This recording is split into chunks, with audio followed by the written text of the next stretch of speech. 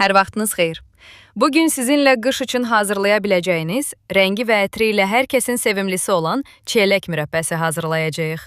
Reseptimiz çox sadədir və nəticədə dən-dən dağılmayan, şəffaf şirəli, möhtəşəm bir mürəbbə əldə edəcəksiniz. İlk olaraq çiyələklərin saplaqlarını təmizləyirik. Bol suda bir neçə dəfə yuyuruq.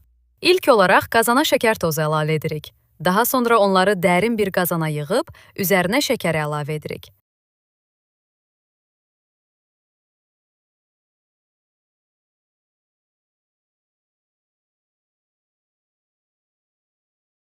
Qazanın qapağını örtüb 5-6 saat imkan varsa bir gecə gözlədirik.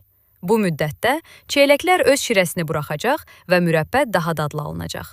İndi qazanı orta odda ocağa qoyuruq. Qarışığı yavaş-yavaş qaynamağa gətiririk. Qaynamağa başladıqdan sonra gür atəşdə bişirirəm. Bu müddət ərzində köpükləri yığmırıq. Bişib hazır olandan sonra köpükləri yığıram. Təxminən 25 dəqiqədən 30 dəqiqəyə qədər bişiririk. Bişmənin sonuna yaxın limon şirəsini əlavə edib daha 5 dəqiqə qaynadırıq.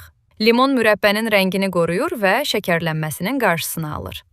Mürəbbənin hazır olub-olmadığını yoxlamaq üçün bir damcısını boşqaba tökürük. Əgər damcı yayılmırsa, mürəbbəmiz hazırdır. Mürəbbəni qoyuram soyumağa. Soyuduqdan sonra bankalara yığıram. Hazır mürəbbəni əvvəlcədən steril edilmiş bankalara doldurur, qapaqlarını möhkəm bağlayırıq.